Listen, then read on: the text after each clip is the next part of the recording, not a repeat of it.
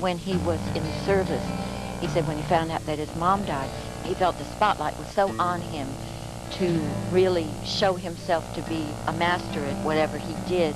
He had to polish his shoes better and do all that stuff.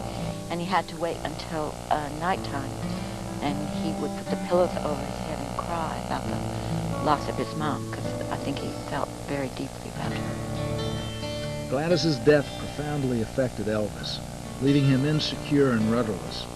He was emotionally adrift when he met 14-year-old Priscilla Beaulieu, his future bride. But perhaps the most important event for Elvis in the Army was his discovery of prescription drugs. Army buddy Joe Esposito. It all started from an innocent little thing of taking these little white pills, like bennies, to keep awake, so you don't fall asleep on maneuvers and stuff. And Elvis liked it. Said this was great. You know, I fell asleep, I'd take a pill, and it was great. And that's what happened. And when he got out of the service, he took a bunch of, somebody gave him a bunch of them to take with him. Elvis took sleeping pills to combat his insomnia. The pills would be with him until he died. When the 25-year-old Elvis returned to Hollywood, he plunged right back into films, making G.I. Blues, a predictable, not-so-funny comedy. Elvis hated it. When he went back into the picture, he was the clock was wound a lot tighter than it was before. Yes, America's most talked about, written about ex-GI is here to show the world there's been some changes made by that rugged tour of duty with the battling tankers.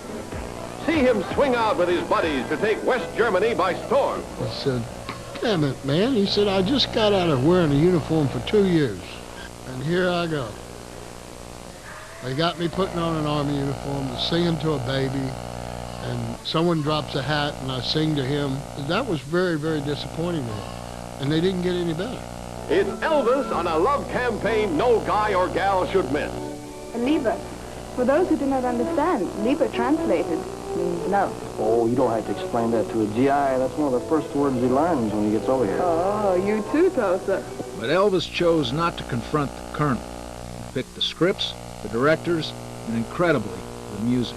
To the colonel, it was loyalty to a fault. And the fault was that he relied so much on the colonel. And Elvis was a very non-confrontational human being. If Elvis saw a red light, he'd go turn the street before it.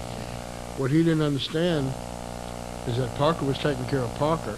According to journalist Bill Burke, when Elvis returned from the Army, he knew full well what was at stake. The first question out of my mouth was to Parker saying, I bet you're glad to see your boy back so you can start making that 15% again. And Elvis said, 15%, hell, he's getting 50.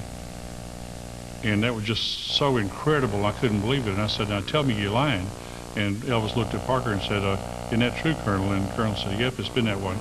Along with the ever-growing group of people living at Graceland, Elvis had his inner circle of male buddies. In 1961, this group included Marty Lacker, Sonny West, Sonny's cousin Red West, whom Elvis knew from Humes High School, Lamar Fike, and Elvis's cousin Billy Smith.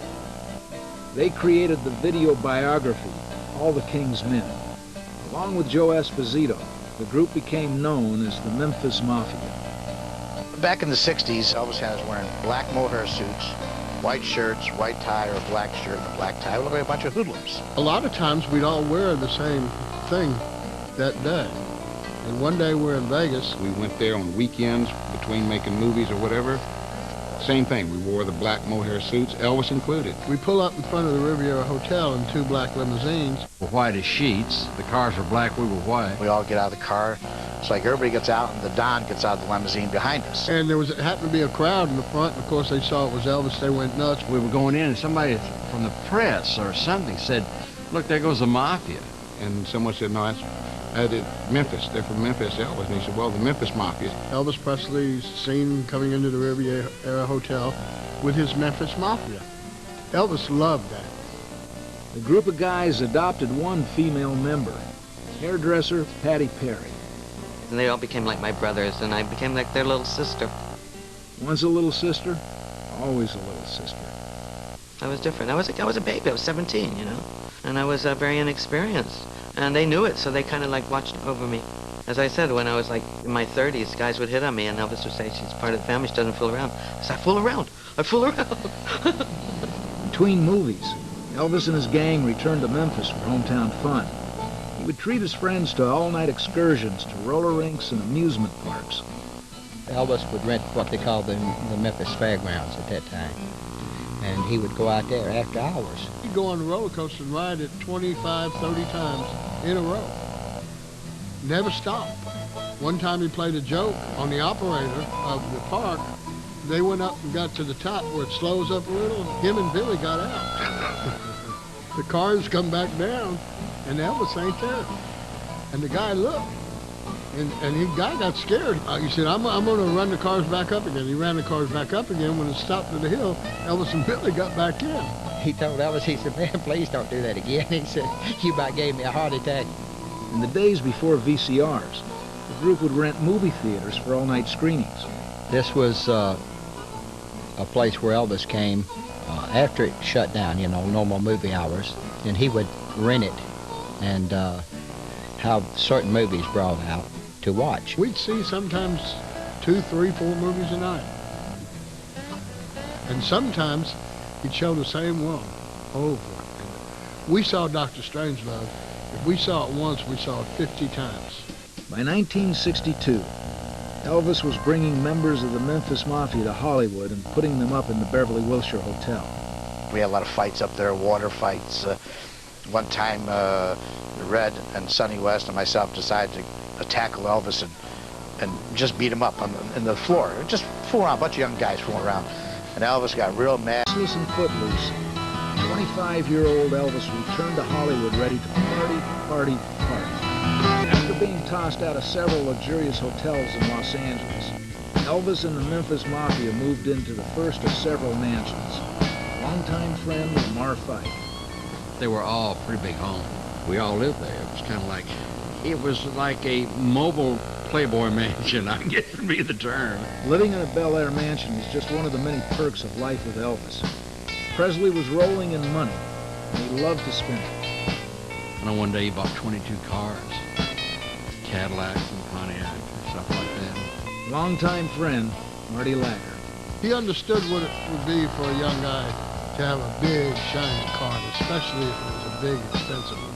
According to Mafia member Sonny West, Elvis's giving did not stop with his friends. He shared with his friends and he shared with strangers. He was a giver. Wasn't selfish at all. Female Mafia member Hattie Perry. The best thing that Elvis liked to see is the look on your face when he'd give you a gift. He'd put his hands behind his back and he'd say, pick a hand. You say the right hand. He'd give me a diamond ring. He bought me beautiful jewelry.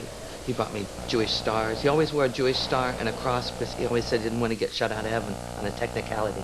When you had that much money, that much fame, you can pretty well write your own rules.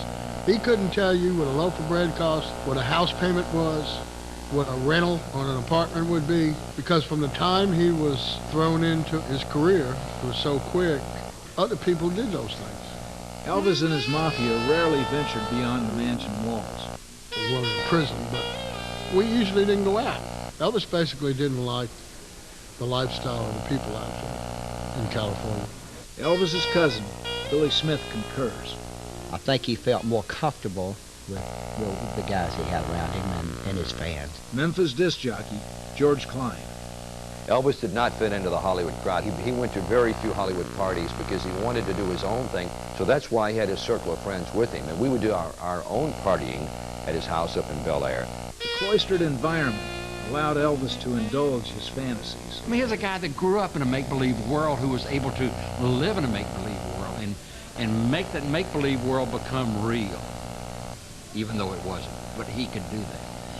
Elvis worked, played, and even slept with his companions. You know, Elvis didn't like to sleep alone.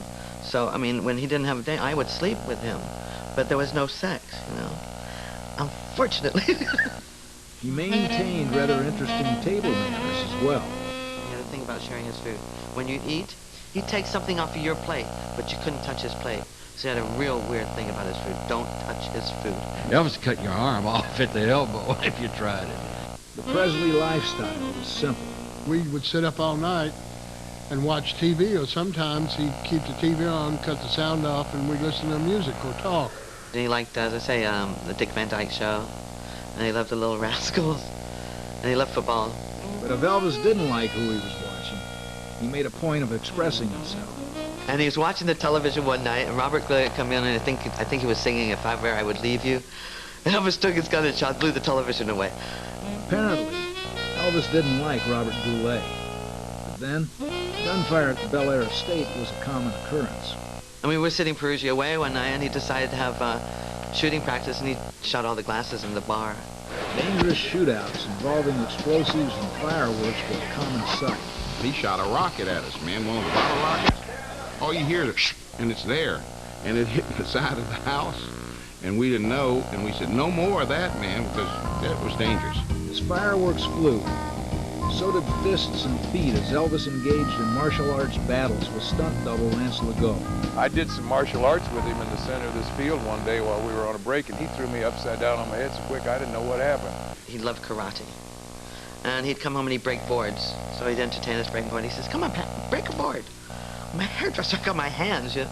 He said, you can do it. He said, you know, put your whole body into it. He showed you how to hold your hand and this and that. And I broke a board. I couldn't believe it. And he was so thrilled that I broke this board.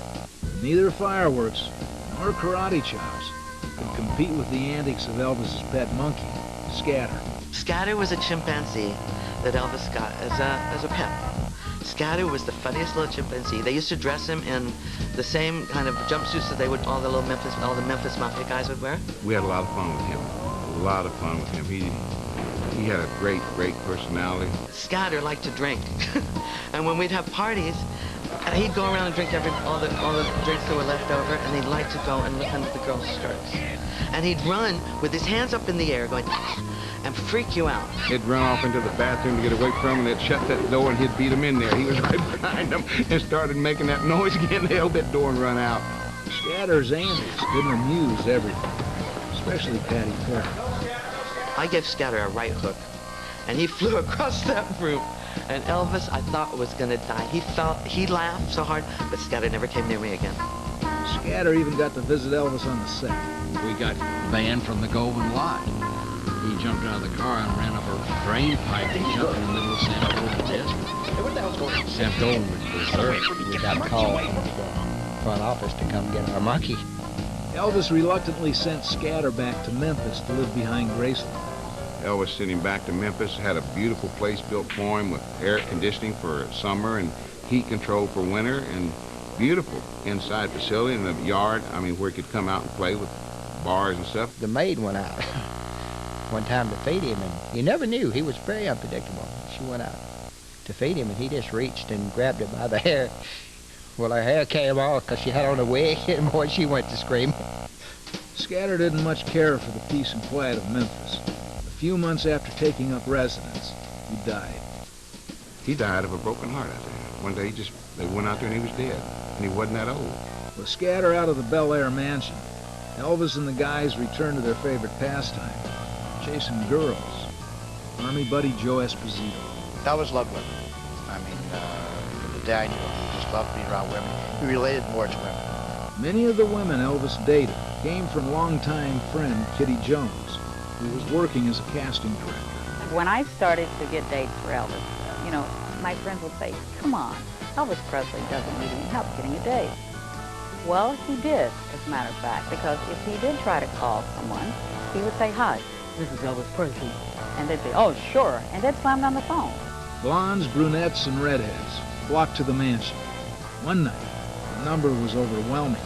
And just for the heck of it, I went around the house and counted all the women in the house. And it was staggering because it was 152 women and 7 guys plus Elvis. Elvis would move through the mansion, assess the women, and choose his companion for the evening. He'd kind of give me a little signal, yeah, looks pretty good, or, not sure. Once the girls were selected, they were moved in and out of Elvis's bedroom with amazing efficiency. So he'd have one upstairs and one in another room. He'd put the girls at a holding pattern like an airplane. So one would come in and one would go out. Once in the bedroom, Elvis was apt to begin with a little gentle foreplay. Great kisser.